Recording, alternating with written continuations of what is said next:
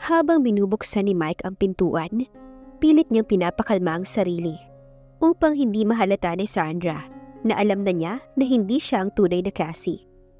"Babe, kanina pa kita hinahanap, nandito ka lang pala." Nagmamaktol na tanong ni Sandra nang makita si Mike. "Bakit?" tanong niya. "Anong bakit? Nakalimutan mo na ba? Dadalo tayo mamaya sa birthday party ni Mr. Nathan Cheng, ang ka-business partner ko sa negosyo. Kailangan mo nang maghanda ng ireregalo natin mamaya sa kanya." "Ikaw na lang siguro ang pumunta. Marami pa kasi akong aasikasuhin sa opisina." Tinatamad na sagot ni Mike. "Babe, may problema ba tayo? Akala ko ba nag-usap na tayo tungkol dito? Hindi pwedeng hindi ka pupunta. Sinabi ko na kay Mr. Cheng na dalawa tayong aattend sa birthday niya. Isa pa, umaasa yung tao na yun na darating ka dahil pinag-uusapan niyo raw tungkol sa business proposal niya sa'yo." Nagkasalubong ang mga kilay ni Mike sa sinabi ni Sandra.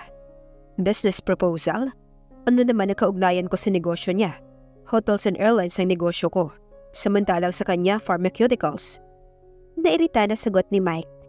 "Babe, baka nakalimutan mo. Malaki ang ambag mo sa Cassie Pharmaceutical Inc. Dahil napabilis ang pag-transport natin ng mga gamot sa iba't ibang bansa. Malamang baka gusto ka rin niya maging ka-business partner dahil dyan." Paliwanag ni Sandra. "Ano? Bakit? Sinabi mo ba sa kanya tungkol sa merger ng CMPI at sa distribution ng Valdalion Airlines? Hindi mo ba alam na exclusive for CMPI lang ang binigyan ko ng pahintulot para mag-transport ng mga gamot? Tayong dalawa lang nakakaalam nun. Ayokong gamitin nila ang negosyo ko para mag-transport ng mga gamot na hindi mo na sumailalim sa matinding pagsusuri. Baka mamaya magugulat na lang ako. Bawal na gamot na pala ang tinatransport nila." "Teka, bakit ka ba nagagalit? Hindi pa naman tayo sigurado kung yan nga ang business proposal niya." "Matagal ko na yang kilala si Mr. Cheng na yan. Frontline business niya lang ang NC Pharma. Pero ang totoo, mas marami siyang mali na negosyo sa underworld market." Saglit na natigilan si Mike pagkatapos niyang banggitin ang underworld market. Palihim niyang tinignan si Cassie na ngayon naglalaro sa 4 na kambal. Ngunit alam niyang nakikinig din sa usapan nila ni Sandra. Tinignan din siya nito at nahulaan din niya kaagad kung anong ibig sabihin ng mga tingin nito sa kanya. "Ayaw mo ba talagang pumunta? Kung ayaw mo, ako na lang." Pagmamaktol ni Sandra. "Anong oras ba ang party nila at saan ang venue? Susunod na ako dun mamaya. May kailangan pa akong balikan at tapusin sa opisina." Pagsang-ayon na lang niya. 7 PM pa naman mamayang gabi. Ako na lang ang bibili ng regalo.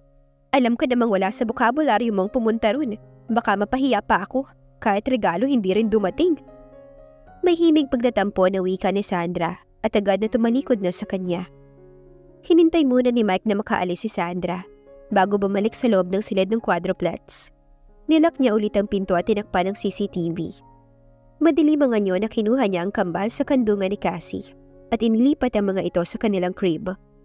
"Teka babe," sambit ni Cassie nang mahulaan ang nasa isip ng asawa. Nakita niya ang pagpipigil ng emosyon nito mula pa kanina. Pagkatapos mailipat lahat ng kambal, agad na siyang binuhat ni Mike at pinaupo sa kanyang kandungan. Bakas na mga pinaghalong emosyon ang makikita sa mga mata nito habang nakatitig sa kanyang muka. Ilang sandali pa'y tinawid nitong muli ang pagitan ng mga labi nila. Naging mapusok ang mga halik nito sa kanya at parang nabuhay muli ang kanyang buong sistema. Ilang sandali pa'y binitawan rin ni Mike ang mga labi niya at isiniksik nito ang muka sa leeg ni Cassie upang tuluyang huminahon ang kanyang pakiramdam. "Babe, hindi ko alam kung hanggang kailan ako magkakaganito. Ngunit sisiguraduhin kong hindi ito magtatagal. Bibilangan ko ang bawat araw na nawalay ka sa amin ng mga anak mo. Pati na ang susunod na mga araw na nahihirapan akong hindi ikaw ang katabi ko. Sa bawat araw na nakikita kita, nagagalit ako sa aking sarili dahil hindi man lang kita kayang protektahan. Magbabayad silang lahat. Pangako ko yan sa'yo." Buong pagmamahal na pinahid ni Cassie ang luha na lumabas sa mga mata ni Mike. "Kakayanin natin to, babe. Hindi natin hahayaan ang sino mang gustong sirain ang pagsasama natin. Lalaban tayo para sa mga anak natin." Sagot ni Cassie. Di nagtagal, tumayo na rin si Mike upang magpaalam na sa kanya. Mabilis muna siya nitong ginawaran ng halik sa labi bago tuluyang lumabas ng silid ng mga kambal. Ilang oras na ang nakalipas, mag-aalas 7 na ng gabi. Hinintay muna ni Cassie na makatulog ang lahat ng mga anak niya bago lumabas ng silid ng mga ito. Dahan-dahan siyang pumasok sa loob ng library. Pagmamay-ari niya ang mansyon, kaya kabisado niya ang bawat sulok sa loob nito. Nang makapasok na siya, sinigurado niya munang nakalock ang pinto. May pinindot siya na isang maliit na button na tinatakpan ng mga makapal na libro at nakahanay sa second level ng bookshelves wall. Hindi nagtagal ay naghati sa gitna ang mga bookshelves wall at niluwa ang isang malaking litrato ng kanyang ina na nakasabit ito sa dingding. Pumasok siya sa loob ng maliit na silid na yon at hinanap ang isang maliit na box na pinaglalagyan niya noon ng kanyang kwintas at diary notebook ng kanyang mommy. Ilang sandali pa'y hawak na niya ang mga ito.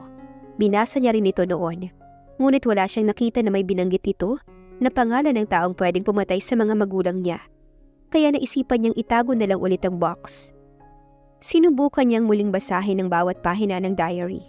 Sa kalagitnaan ng kanyang pagbabasa, napansin niya mga pangalan ng mga miyembro ng Airy na pinamumunuan ng kanyang ina. Tama ang hinala niya dahil isa si Mr. Nathan Cheng sa mga miyembro na nakalista rito. Ipinagpatuloy niya ang pagbabasa hanggang sa abutin na niya ang dulo. Halos buhay pag-ibig lang nila ng daddy niyang si Dave ang laman ng notebook at kung paano siya tinanghal na Eagle Queen. Itinikulop niya ang diary at akmang ibabalik na sana niya sa maliit na box nang may napansin siyang isang kapirasong papel na nakaipit sa maliit na bulsa ng leather cover ng notebook. Parang nasa kalahati lang ng 4-size paper ang sukat noon. Binasa niyang nakasulat sa papel. Puro Spanish word ito na may katapat na code. Origin, Ario, 325, Mi Vida en Airy, 2190, Huizache, 1120. Marami pang nakasulat na halos Spanish language lahat at may mga code number ang bawat isa sa kanila. Sinuyod niya ng paningin ang buong silid. Lahat na nakasabit sa wall cabinet ay puro nakalock sa iba't ibang code. Nahagip ng mata niya ang pangalang Huizache sa pinakagilid ng wall. Curious niyang pinuntahan ang bahagi ng cabinet na yon at sinubukang ilagay ang combination code sa lock nito. Tuwang-tuwa siya nang mag-match ang code na inilagay niya dahil agad namang nagbukas iyon. Nakita niya ang isang lumang notebook na nakalagay sa loob ng box. Kinuha niya ito habang binubuklat na umupo sa couch. Huizache ang nakalagay sa sulat sa cover niya na ang ibig sabihin ay Cassie. Sinimulan niyang basahin ang laman yon. Cassie, anak. Hindi ko alam kung darating pa ang araw na masisilayan kitang lumaki kasama namin ng daddy mo. Gayunpaman, kahit anong mangyari, malaki ang paniniwala kong matatagpuan mo rin ang sulat na ito. 3 taong gulang ka pa lamang nang maisip kong isulat ito. Patawarin mo ako, anak, kung nagsinungaling sa iyo si mommy. Sinabi ko sa iyo na magbabakasyon lang tayo sa Pilipinas. Pero ang totoo, gusto kitang itago pansamantala sa bahay ampunan kung nasaan si Sister Emma na kaibigan ko ang mag-aalaga sa iyo. Kailangan kong gawin ito para hindi ka madamay sa gulong pinasok ko. Alam ko na nagsimula ito nang tinanggihan ko ang alok na kasal ni Alex Montenegro. Mula pa pagkabata, magkasama na kami. Siya ang aking sandalan sa tuwing may problema ako. Sabay kaming lumaki at halos kapatid na ang turing ko sa kanya. Isang araw nagulat na lamang ako na inamin niya sa akin na matagal na niya akong minamahal. Hindi ko alam kung paano ko sasabihin kay Alex na magkaibigan lang kami, na may mahal akong iba at si Dave Colster yun, ang daddy mo. Hindi ko naman inaasahan na mahalin ako ng aking matalik na kaibigan. Anong magagawa ng puso ko? Si Dave ang sinisigaw ng puso ko at hindi si Alex. Inamin ko na kay Alex ito, ngunit hindi ko akalain na hindi niya ito matatanggap. Isang araw, narinig ko ang pag-uusap nila ni Cynthia, isa sa matalik kong kaibigan. Pinagplanuhan nilang dalawa na patayin kami ng daddy mo. Hindi ko akalain na tatraydorin nila ako dahil tinuturing ko silang tunay na kaibigan. Si Cynthia, pumayag na patayin ako dahil sa kagustuhan niyang agawin ang trono ko bilang isang Eagle Queen. Samantalang si Alex naman, gusto akong patayin para huwag lang akong mapunta kay Dave. Nung araw ding yun, walang kaalam-alam ang lolo mo sa mga nangyayari sa buhay ko. Isinama ka namin ng dad mo upang lumuwas ng Pilipinas sa takot naming madamay ka. Pinaalam niya ito sa pinsan niyang si Simon Colster upang protektahan ka habang wala kami. Ngunit lingid sa aming kaalaman, magkasabwat pala sila ni Cynthia.